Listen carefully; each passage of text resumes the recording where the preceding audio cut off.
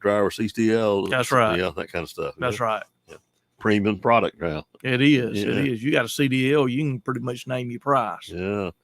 And thank goodness our college here can get you a license in a hurry. That's right. They've actually have done a lot of good for the community with a lot of state monies doing, not costing a lot of money. So that's great. I bet y'all been able to use their services. We have. Be crazy not to. That's you? right. Yeah. They've actually come out and they did a office training for us not too long ago. Yeah. Microsoft Word for folks. So we several of us took part of that. Advance your present right. employees. That's right. And their knowledge. That's right. Absolutely great. It is. People don't realize the assets. And I think that's one of the draws that we have for this area, that we do have the state sources to train people. That's right. We do. And they're willing to reach out and help and do everything they can do to help you, get what you need. Well, we don't talk about his main job, but he's got another job. This is really what he's out here, is his other job. That's right. The other job's got something, a revival coming up. We do. We've got the Old Pass revival coming up downtown Kinston at the well. At the well. We're pitching a tent. It's going to be an old-fashioned tent revival. That sounds good, to be honest. Hey, I'm excited. Our folks are excited. We got a lot of people following us. And it ain't about us. It's not about Pilgrim's Rest Baptist Church. It's about a group of guys and churches trying to come together and just preach the gospel. Yeah. I had somebody the other day say, I didn't know Kinston had a well. I said, it's been a while since you've been there. That's right. Well, a lot of people think about the big wells, but now right there, I reckon the old depot was probably there on the old railroad. Yeah. So we got the old city well. So. Yeah, I'm well aware of it. That's right. That's right. I like to sit there sometimes when they have the homecoming parade or something like that. Right, and they've got that coming up Friday, next Friday. Yeah. Friday weekend. Yeah, Friday week. That'll be good. Now, what's the dates of the revival? We're going to start on Sunday, October the 1st at 6 p.m. And then Monday through Friday we'll be at 7 p.m. And we're going to meet at for folks that want to at 6 for prayer under the tent, 6:20 for community choir. We're going to have a community choir every night. We've also got special musical guests. I know the Jerry Bush family will be with us on Sunday night, and then the ensemble from I know Baptist Church will be with us Monday night, Tuesday night. And then I believe brother Toby Rankin. I know a lot of people know Toby. He's going to be with us on Wednesday night, I believe it is. Now this is a tent with chairs already. Tents, chairs, the whole 9 yards. So, but if folks would like to, they can bring their own folding chairs. We got seating. We got 200 chairs coming, but we hope that we got to have a lot more room than that. Yeah. Well, some people's got them nice, rocky. Yeah, them old rocky chairs. Yeah, they are. I got to get me one of them. Hey, they're great. Yeah. They're great. And then some of them got a little old tent on top of them. Oh, yeah. For ball games. That's right. That's right. But Pope Tent Rentals helping us with the tent. And we got Southern Tractor and Elba helping us with stage and a lot of different things. We got Mr. Dice here helping us with sound and also JR's helping us with a couple of golf carts to help people park and get people in and out. So a lot of people in the community helping us out. Yeah, you right where you're going to have it, you are a little limited on parking, but you keep parking on down the street. Parking on down the street, and we can park across the road. There's a lot of open land there, so we're just trying to prepare to move people the best way possible. Yeah. Hoping to make it a big event. Oh, I sure hope so. Need more than just Kinston folks. That's right. We need, everybody. We need Kinston, Opp, Elba, all around. Anybody, just come. And again, it's going to be old fashioned. It's going to be singing from the old hymn books. I got some guys that's going to be preaching for us. Gary Winstead's going to preach 2 nights. Sam Totten's going to preach a couple nights. Sean Moore's going to preach 1 night, and I'm going to end up on Friday night. You're going to follow Sean, huh? Well, I'm following Sam. Oh, okay. Sam's preaching Sunday and Thursday, Brother Gary Monday and Tuesday, and Sean's going to preach Wednesday night. Yeah. On Wednesday night? Yeah. Are you bringing this church? Yeah, he's going to bring his church. I saw that they're going to come and support him. Good. He's pastoring at Friendship over in the Holly Store area. So Yeah. He has a radio program every Sunday morning. Okay. Yeah. So about every week I have to text him, remind him to get it here. Yeah. he stays kind of busy. He does. He's got a lot of irons in the fire. Yeah. But folks just need to make plans to come, don't they? They do come. We're going to have a ministry tent set up. We're going to have different organizations from around. Camp Victory, I think, is going to be there one night. Crossover. We work with a ministry over in Abbeville called Handfuls of Purpose. They do what Samaritan's Purse does. You can collect shoe boxes, and they go straight to Mexico with it. And they can actually take food products, all kind of things. So we work with them. They're supposed to be there Sunday night. So gonna have some local ministries there to to let people know what all's in our area. Yeah.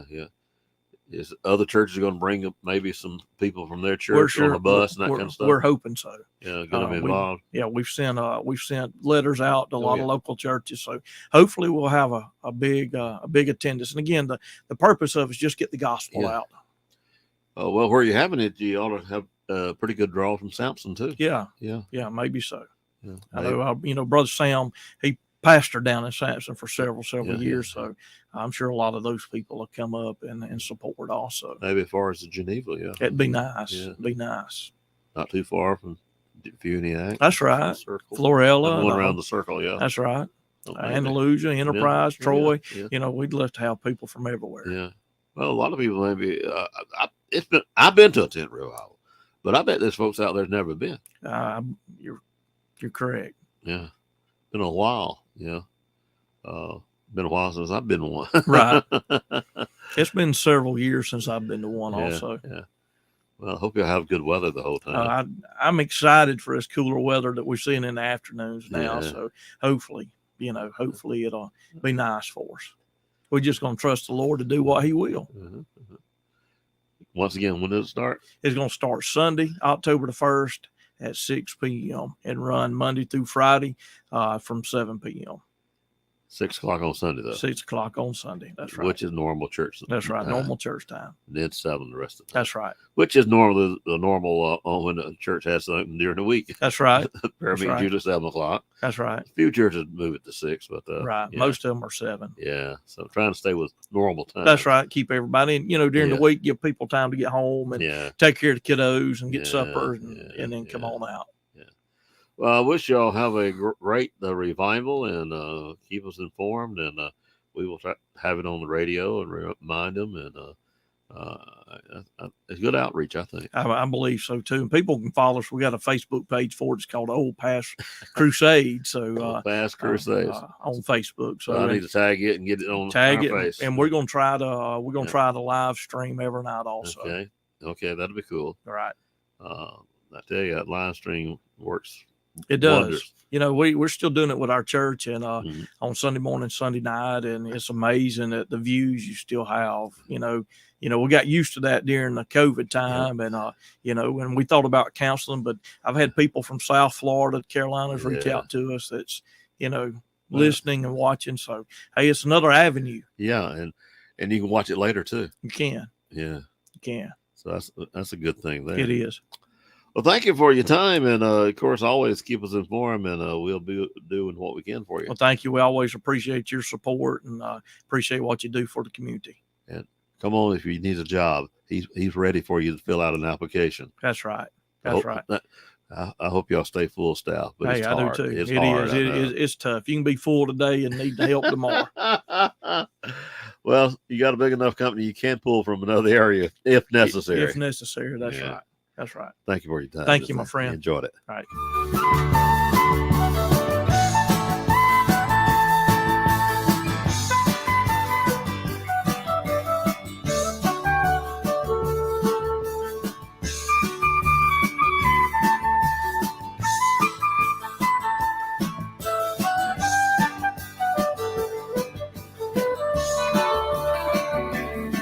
I ain't never been with a woman long enough for me to get old. But we've been together so long now that both need we so.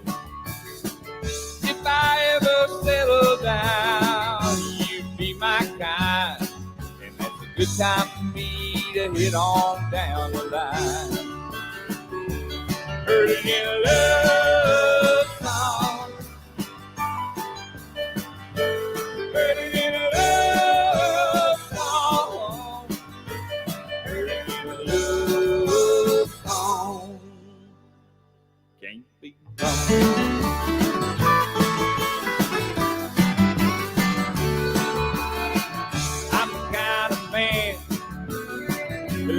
forget his way.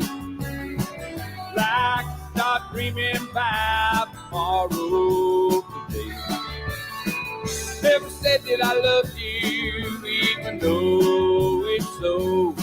There's a double bag of mine, it's time to go. Heard it in a love song. Heard it in a love song. Heard it in a love song. Can't be wrong.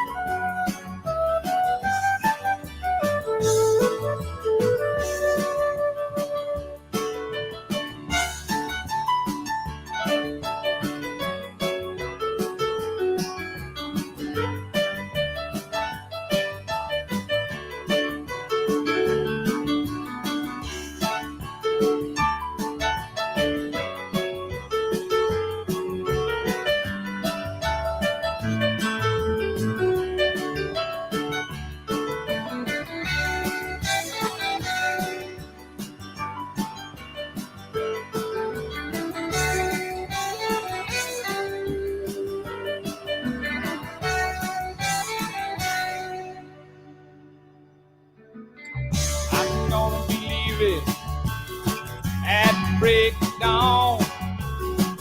Wish you could come, but I don't need no woman tagging along. Gonna sneak out that door, couldn't stand to see you cry. I'd stay another year if I saw a teardrop in your eye. Heard it in a love song. Heard it in a love song. Heard it in a love song. Can't be wrong.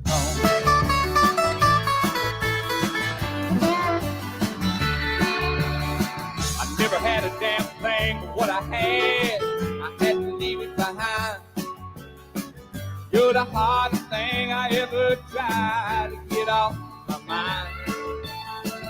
Always something greener on the other side of that hill. I was born a wrangler and a raptor, and I guess I always will.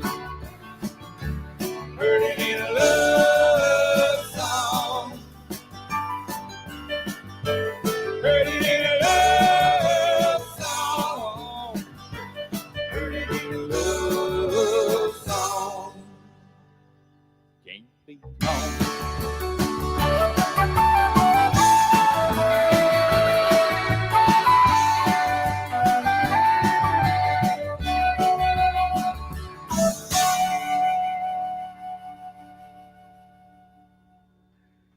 All right, we have the chairman of the Coven County Commission with us, Greg White. Good morning. Good morning. It's hard to follow a guy announcing a big revival coming up. I really hope they have a great one. That'd be great. 10th revival. We hadn't had a big one in a while. Yeah, I think that's great. I hope things go well. And it leads to other churches, because there'll be a lot of churches involved in it, so they can take it back to their church. Absolutely. So that could be really big. Get the little fire build up and spread it amongst all the churches. I think there's some interesting things going on around our county in various churches. So I'm excited about what the Lord's doing right now. You know, the virus made us all rethink and redo things. And I know, like at Westview, we were playing with the video and audio, but now it's Sears. Yeah. Didn't have a choice, did we? Yeah. And that's really been good. And I hear this from all other churches the same way. They had to get serious with it. Yeah. And that's been good. Yeah, I think so. And expand some ministry. The commission is way ahead on people. People don't forget that they can go to y'all's website and see every commission meeting. That's right. For years back. Yeah, that's correct. We had a little problem with sound for a while, but we've gotten that addressed now with the help of Dice Music. I heard him mention a while ago helping at the revival, and they came over and worked with us and and got that in good shape now. So as far as I know, everything is technically up to par and easy to watch. So I encourage folks to do that at anytime they want to. That way it's no longer hearsay. That's right. They can see it for themselves. Yeah. Y'all trying to be as public as possible, aren't you? Well, you know, by law, you have to be. And I think most of us would agree that that's good government.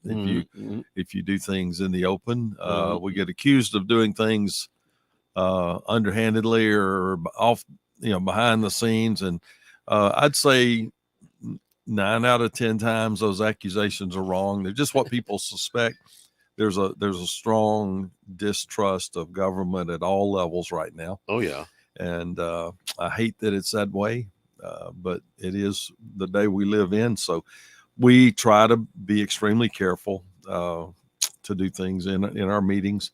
We don't even have workshops. Typically, we don't have a workshop before every meeting. We had a workshop yesterday for the budget, but it was an announced workshop.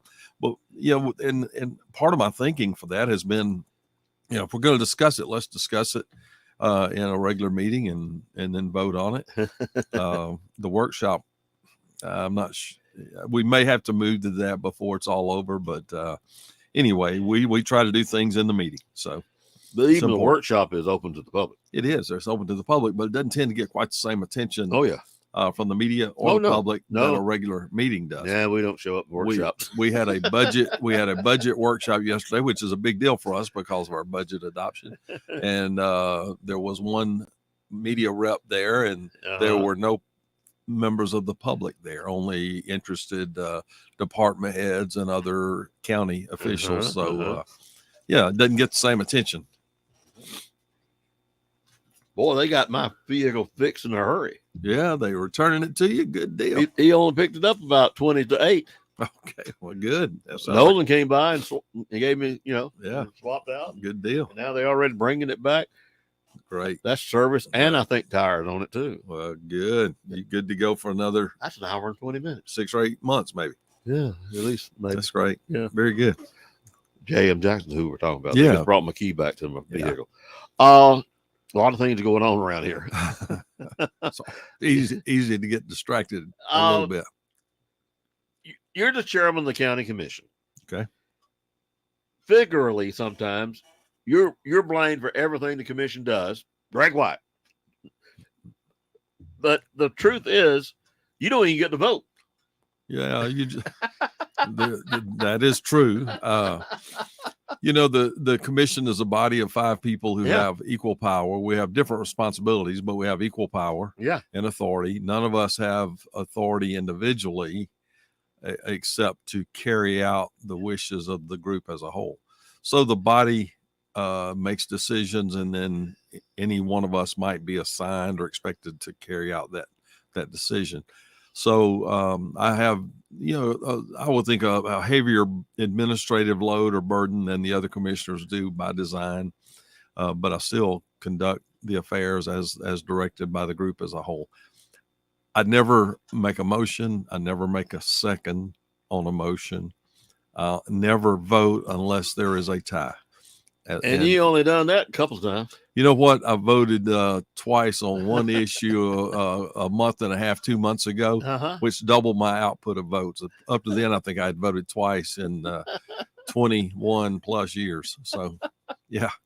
So it's important for me, Robert, then to try to influence things. Sure. One-on-one and setting the agenda. I do set the agenda. The commission can change it with a vote, but I establish the agenda and try to make sure everything that's of significance is on the agenda and dealt with for the day.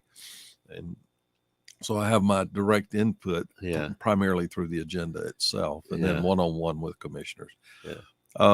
It's the key is communication, and it's easy to lose sight of that. It's easy to develop a relationship with one person. Let's say it's one commissioner, and not be as careful to communicate with the others if I don't have as strong a relationship. So what you hope for is opportunity for us to rub shoulders together 2 or 3 times during the week as we bump into each other at the commission office or out, the coffee shop or whatever.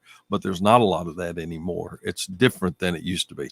When we were on a district system, commissioners were in and out of the offices of the engineer and the administrator every day. Yeah. So in the course of a week, I would bump into my fellow commissioners 3 to 4 to 5 times each week. Yeah. And that just doesn't happen anymore. So it's gotten a little tougher. Yeah. And the law makes it tougher. I mean, it'd be nice if y'all could just have breakfast together and discuss things. Yeah, and we can't do that. I mean, we might bump into each other, and there may be 3 or 4 of us that sit down at a meal together or a cup of coffee together. But it can't be planned. That's okay, but we can't. It can't be planned, and we can't deliberate on issues that we're facing, and we certainly can't express or count votes. You know. We can meet one-on-one, and that's about it. If you get more than 2, you have a quorum. So anytime more than 2 of us are in a place together, we have to be extremely careful. Yeah. It's about the safest thing is let the media know then. Call the radio station. Yeah. And you know, we're available for that in case we can't. You've been in there long enough to remember this, by all means, when the commission has time changes. The world is changing. Yep. And I remember Roy Short was my buddy. You know that. Yep. The garbage collection. Right. That was an issue, boy. That was an issue. Yeah. People didn't want to pay for their garbage to be picked up. Yeah. And they didn't want to. But with the way the government's changing, the way the sanitation is going, it forced the commission's hands and came up and instituted garbage pickup in all the county. Mandatory garbage pickup. Yeah. 4 years later, they'd have killed you if you tried to take away. That is correct. People had a change of heart, didn't they? You know, so Royce was in there when all that was going on. Yeah. He and I served together. I was not there when they went to mandatory garbage participation. But I came in pretty shortly after that passed. So we've always had it during my time. But you're right. You couldn't take it away now for any amount of money. We still get heat if the service is lacking for one reason or another. Recently, the company, who I think has done a very good job for us. Overall. They really have. In fact, I can tell you for 24 to 36 months, I had not a single complaint. And then all of a sudden we had a series of them because they had an outbreak of COVID within their company. So they would have shorthand. Yeah, they would be short 1 or 2 people in Covington County, short 2 people I knew that. in Crenshaw County or wherever. So they didn't have enough extras, the supervisors and stuff. They didn't have enough of them to fill all the holes. And so they would run the Tuesday pickup might be on Wednesday. So people were having to leave their cans out longer. And it got frustrating. It may be 2 or 3 days in some instances. Especially over a weekend. They would work Saturdays, but still there would be 2 or 3 days delayed at times. So people were getting frustrated, and I certainly understand that. If I got a call, I was able to send a text to the chief operating officer that we interact with, and he was quick to respond. And that's one thing I appreciate about them is that they are very personalized in their response. He responds to me right quickly. I like him. In fact, he texted me one day, "We're going to miss you today. We'll get you tomorrow." Yeah.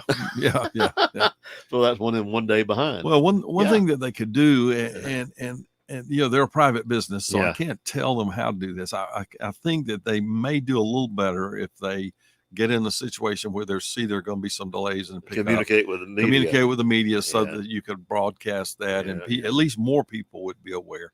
You would cut down the number that get frustrated for sure. They're pretty good about the holidays, letting us know. They are. I think they work most holidays. Listen, I think they're doing us a great job. I really do. And one thing I will tell you is that they increased the number of participating customers by, I don't know the exact percentage. I'm going to say between 15 and 20% when they came on board, which tells me that the old supplier, nothing against them, but they had developed the business and they were comfortable where it was. The new folks were looking for new revenue opportunities. And so they're real aggressive in identifying customers that were not signed up. And so they did increase it significantly, which is better for our environment. Better for the county and the enforcement process, and better for them, more profitable for them, which means our pricing will stay in line better. I've noticed a couple places they eliminated the big old box and got 5 or 6 garbage cans there, which that's pretty handy to a certain degree. It is, and Yeah. And part of that is being driven. That's not nothing that we don't control commercial. No. But that's a great deal of that's being driven by the market and the pricing. So yeah. Well, that's the thing is give people a choice. That's it. That's it. I know y'all not really a part of it, but it is part of the county. This Buzz internet going all over the county is a big thing, and a lot of government and state money has been put into it. There has been, but I can tell you this: Covington Electric made a corporate decision with a vote of their membership to provide this high-speed internet fiber service to every customer of theirs throughout their service area. And they have set out to do that. It is a costly proposition, a strong investment by them as a company with a lot of federal and state funds flowing to help, but not nearly as many as you might think. The county commission recognizes the impact, the very positive impact that's having on our county. I think it's taken us, Robert, to the next level of economic opportunity, one that we've never seen before. And again, a lot of that was driven by COVID, just seeing the needs that we had. But all of a sudden, we're able to attract into rural Covington County, not only the two bigger towns, people who are remote workers. Yeah, I have a lot of those. I have friends that moved here from the Birmingham area. It's a young couple, both work for large companies. They work remotely from Covington County. Yep. And they're doing jobs that take them, their impact is across the southern part of the country. The other one is probably more limited to the state of Alabama, but working from here because they have access to Buzz broadband and the high-speed internet.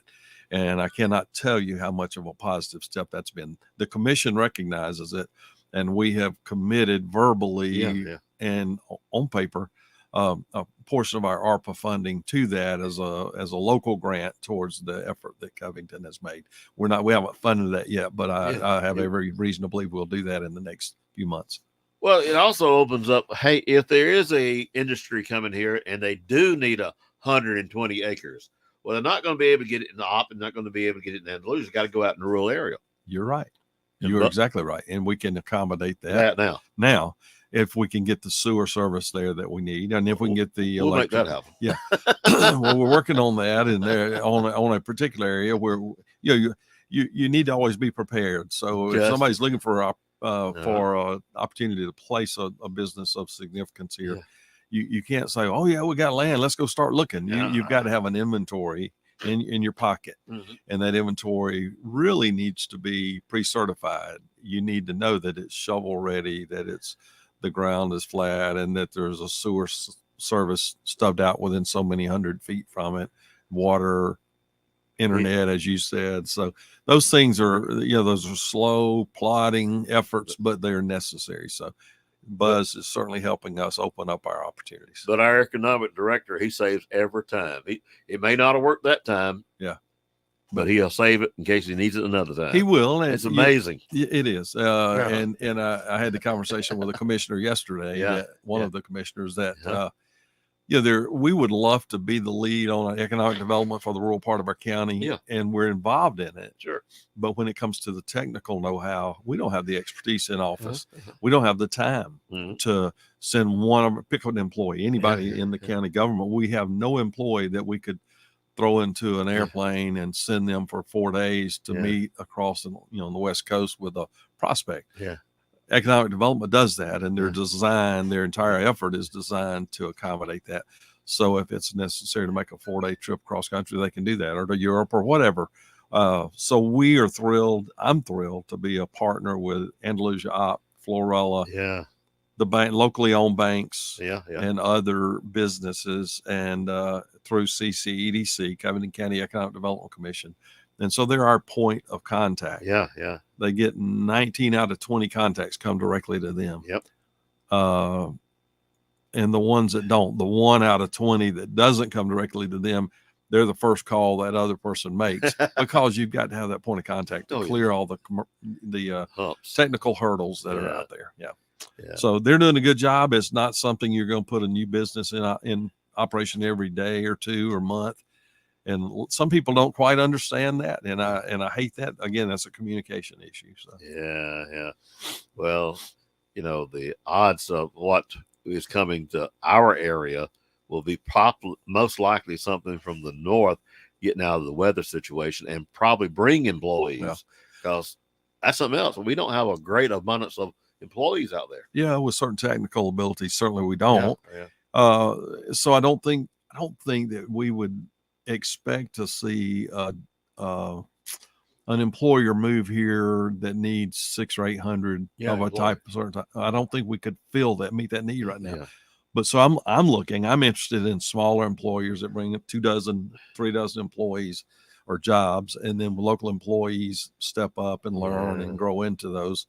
So yeah, there's opportunity for us. There are a couple of really interesting things on the horizon right now.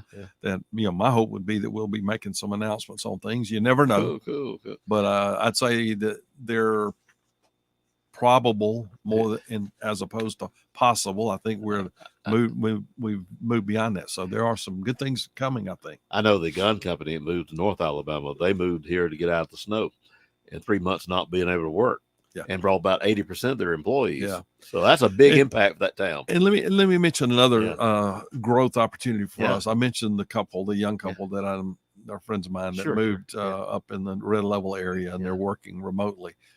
There are more. There's a young lady that has just begun attending our church. She and her daughter, and that family, a husband, wife, child, moved from the northeastern part of our country. She still works for her company, and I can't think of the name of it. It's a multinational company, and she works remotely from here, just like she did up there. So we're able to relocate jobs here that may not have a company sign attached to it, but those employees are working. So my goal is that we begin to entice and encourage and support maybe 2 dozen remote workers a year over the next 5 years. Well, all of a sudden, most likely a remote worker has another worker attached to them, whether it's a child that is working in the workforce or a spouse. So all of a sudden, 2 dozen a year for 5 years, 120, you got 250 jobs here all of a sudden. Yeah. Are employees. And those are contributing to the economy, and it's good for local business. So that's one way we can grow that you almost won't see happen. It just happens off the radar. Josh Hall was able to stay with his company. He operates remotely. Okay, good. But he like me. He couldn't work in his house, so he brought him an office next door to his house. Yeah, well, good for him. Yeah. So he's still a remote worker, but just can't work out of his bedroom because we're too easily distracted by TV and all the other stuff. Yeah. So you got to figure that out. But he says about 40% of the people, maybe even more that did work for him are still working for him remotely. Robert, you remember Sitel? That was an employer of about 500 people here at one time. Yeah. And they worked here a number of years. That was a great success story of our economic development efforts. But ultimately, there was a change of ownership, and Sitel was closed. This location was closed. They were having a change of their business model. But that company offered locals a chance to work from here home for them, but only a few could do that because of the lack of internet service. That's right. All of a sudden, probably 80 or 90% of their employees could have worked from their homes with the buzz service that we're talking about. So it's a huge impact. And I think some are going back too. Maybe they will. Maybe so. That's actually, is that where Josh worked? Yeah. Okay. I'd forgotten about that. Okay. But that's a perfect story. Yeah. Yeah. He's one of the big guys. He has to go other places. I knew he was, and I had forgotten about that. Yeah. Road paving projects. Yeah. Always nice. Yeah. Well, let's talk about that. So I brought a list that was, let me tell you one that I like though. The one from Sweet Home Church to Opine. Woo, I love that road. I love that road. Well, good deal. That's 2 years now, ain't it? It's been there. Yeah, about. Yeah. We got it just before we had to do the bypass of the bridge. Yeah, that's right. That's right. So we're trying to improve. It's an everyday job, but I'm looking at a list that was handed to me by the engineer yesterday, and it shows a total of resurfacing or bridge projects of $5,966,000 that have been underway this past year and are now either completed or 20% complete or 90% complete. $5.9 million. And I can tell you that, the state legislature, in their wisdom, passed a gas tax about 5 or 6 years ago, and I supported it then as a commissioner. None of us want to pay more taxes, but that had been 27 years in the making. So that money has put about $850,000 to $950,000 a year into our pots in Covington County. Really? It has to be it is the most accountable funding stream that we have. We have to post our plan for the coming year. We have to track what we completed during the year. And and it has to all be posted publicly so anybody can see. So for instance, I'm looking here, and we did Hadaway Road, Glen Chambers Road, Substation Road, Stronsko Road, Point A Road, and about 8 or 10 other projects like that. Some of those are 100% complete, some 60 to 70%, most are 95% complete. We, in addition to that $1 million, roughly it's $1 million now, it's grown a little bit. In addition to that $1 million of new funding for projects, we have what's called FLAP bridges, federal lands access projects. And we've had 3 of those in about a year ago. We have 3 underway right now. So a total of 6 bridges. Bridge construction is expensive. So that has probably totaled about $1.6 million. Right now we have roughly 750,000 out of that total I just mentioned to you. And those projects are underway. And those are raising what otherwise is probably a 3 or 5 ton bridge to full 40 ton limit or whatever, because we're changing the design completely. That's good for everybody in our county, even if you never cross that bridge. The fact that your school bus can cross it or your log truck can cross it, all those are important outcomes that are good for all of us. So I'm thrilled that we're able to do that much new paving, resurfacing, bridge replacement. It's something we haven't seen in many, many years at that volume. 5.9 million, right at $6 million. I remember maybe 10 years ago or longer, we had like 60 something bridges needed replacing and all. That's been cut down way down. It's been cut. It's still too high of a number. We still have probably, I suspect it's approaching 30 bridges. Real. In fact, there's some, I can think of one cross country between here and Andalusia that a lot of people travel, but it's a very low limit bridge on a paved road. So my hope is we can get that pretty soon. But the key is it still safe for a bus to go across? We try to make them at least That's good for that. Yeah. That's absolutely. The key. Absolutely. Yeah. We have made great strides. Covington County has probably built 100 new bridges, replacement bridges during my term of service, maybe a tad over 100.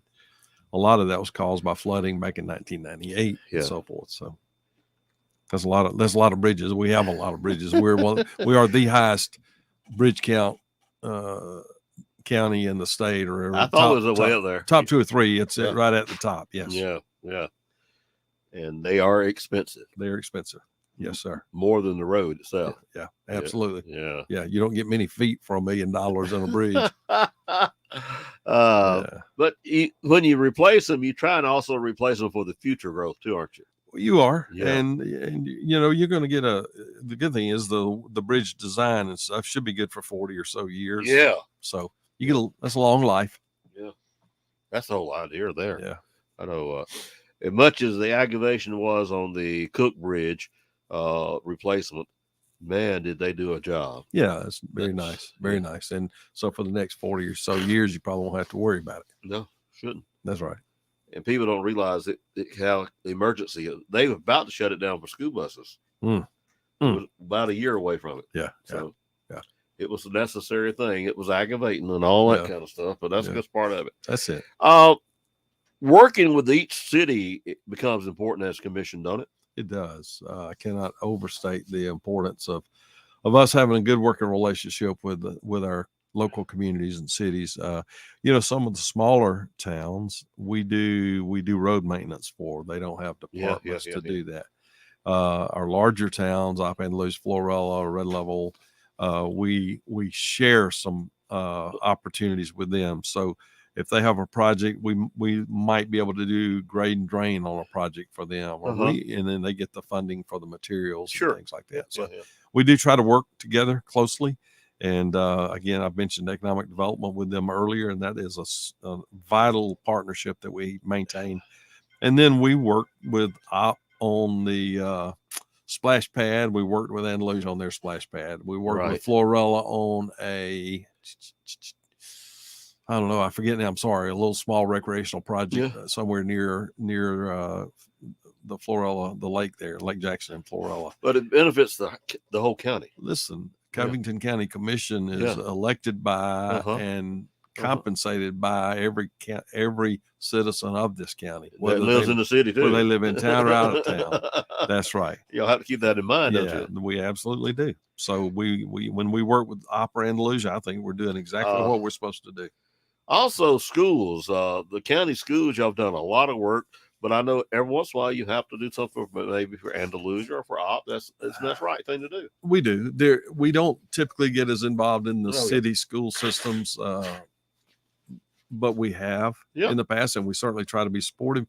We collect significant sales tax in Covington County.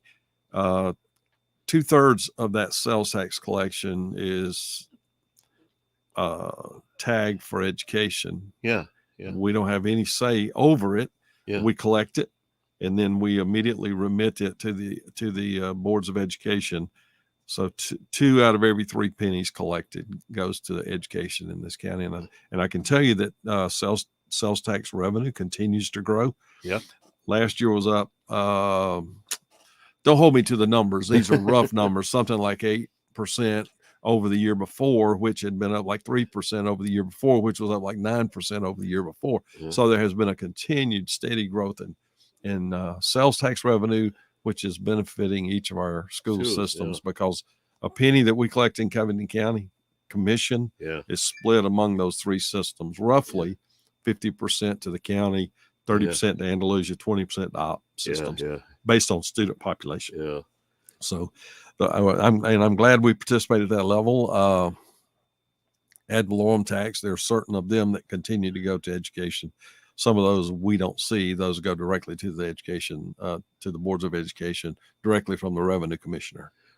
We're also now getting taxes from the stuff mail ordered, and all that helps. Internet sales has created a new source of revenue. There's debate about that.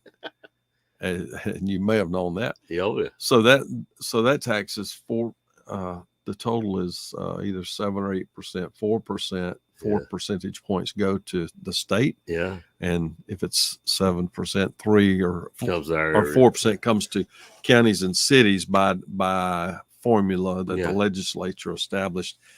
The portion that goes to the state. Yeah.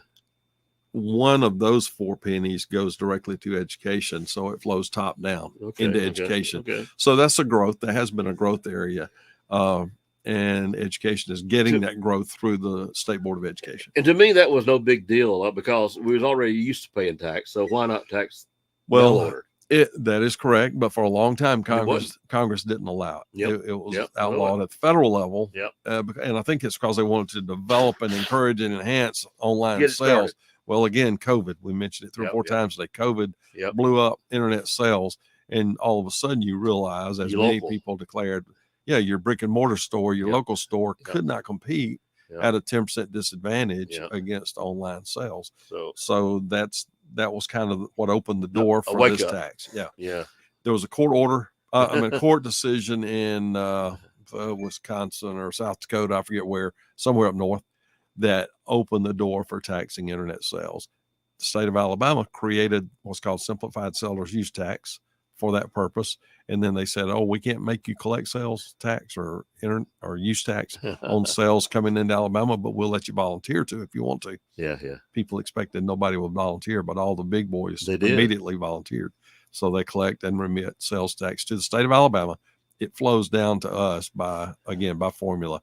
And the debate is that some of ours supposed to be going to education. Yeah. And that allows us to do things like help fund the school resource officers. It helps us cover costs if we go out and help rebuild a parking lot or level for a ball field. That helps cover our cost of those things that education benefits from. sales tax has continued to grow. Yeah. So, we haven't gotten to the situation where simplified seller's use tax is a necessity to plug the hole in a funding stream situation. Yeah. Okay. So it's there'll be a lot of debate about that in years ahead, but right now we've not, we're still benefiting greatly. One thing I'm very proud of, for the last 7 years, we've been able to give cost of living raises every year without fail to our employees. There had been about five or 6 year run where they got none. Yeah. So I feel that's so important to recognize the contribution of our employees and help them provide for their families relatively adequately. And keep employees. Yeah. So it's hard to do that now. We've also absorbed the increased cost of health insurance. Yeah. I think every year for our employees during that time, and most of those years, we've absorbed the cost of family coverage of their health insurance. This year, for sure, we've done that in the upcoming budget that we should adopt Tuesday. Yeah. So I'm very proud that we've had that success. Well, we don't have video, but we got audio going on our local cable here in Knopp and over in Andalusia, and we're also on YouTube and all that. Yeah. We'll lose the cable in about 2 minutes. So I want you to you're ready to make an announcement today. I am, Robert. I brought to you a press release, handed it to you as we got on air. I'm announcing that I'm seeking re-election to chairman of the commission. I've had the great honor and privilege of serving Covington County for many years in public service. Always in local office as chairman of the commission. There's plenty to do, plenty of opportunity. I still am challenged by it and thrilled with the opportunities that are presented to me to participate in economic development and taking care of employees or whatever it may be. So I am announcing that I'm seeking re-election. There will be a primary election in March of next year. Okay. I don't remember the exact date. It's on the bottom of that press release. and then, of course, the November election. So we'll be on the ballot. March the 5th. March 5th. Mm-hmm. So it's not far off. Qualifying actually will open in October, close in November. So there's time for many others to come out, and we'll see how things develop. But I am excited about the opportunity that's before us. Look forward to working with folks across the county.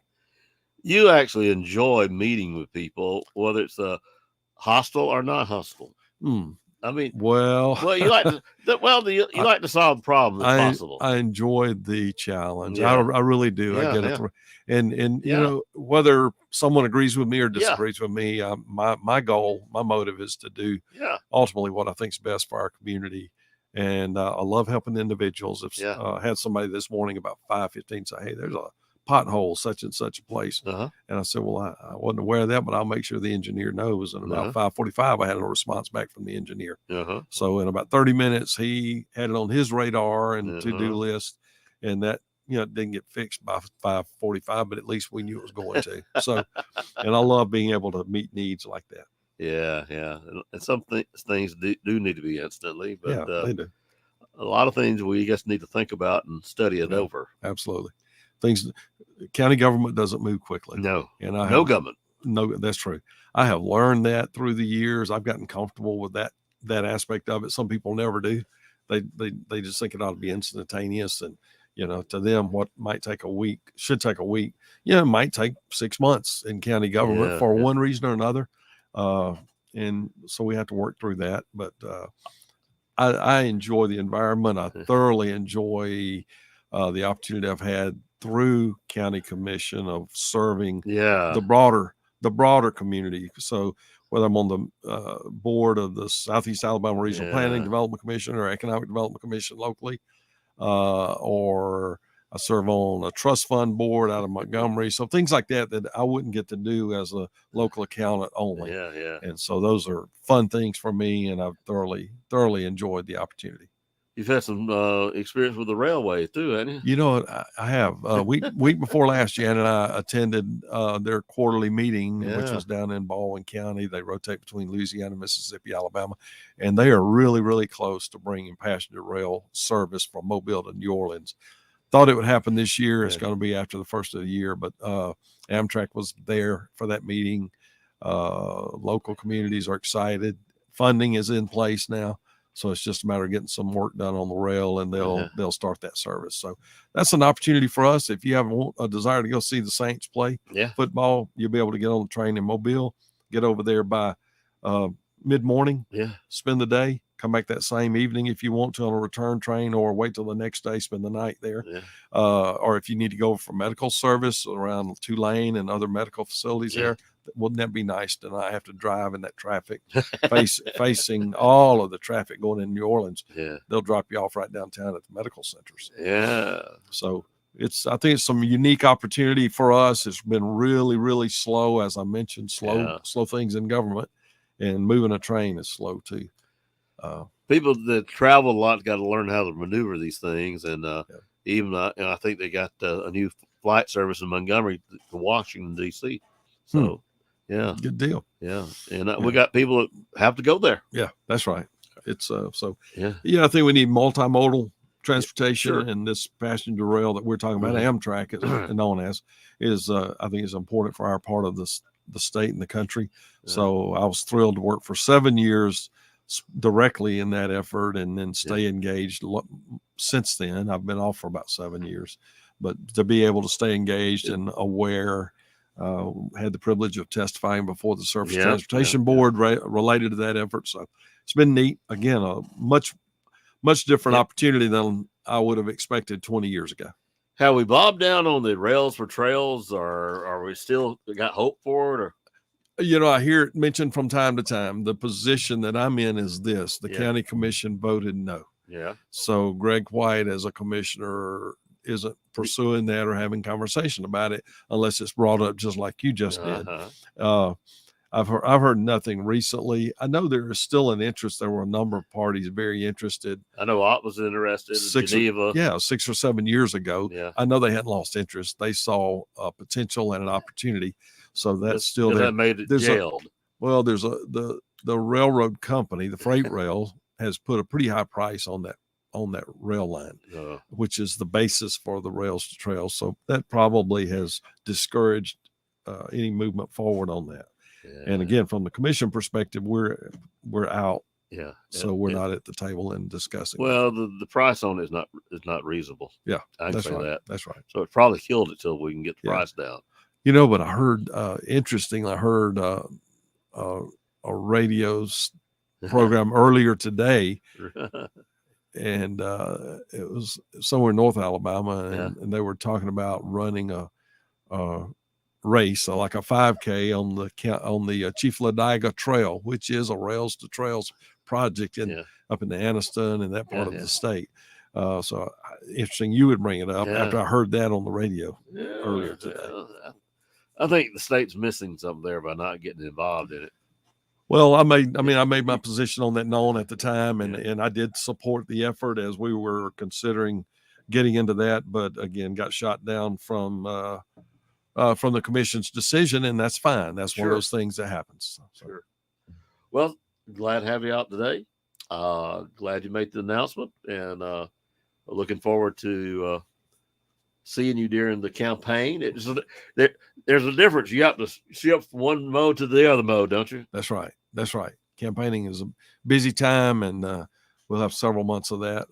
You pray for my family. Yeah. I've always heard through my friends that are in politics, it's worse on the wife than it is on the candidate. Absolutely, for a fact, that is so. Yeah, kind of like a coach. That's right. Why the wife don't sit with the fans? Can't stand the heat. Yeah, same situation. That's right. Well, thank you for coming out, and thank you, always enjoyed it, man. I appreciate it. Hope we passed some things along. Well, maybe it's something of interest to you.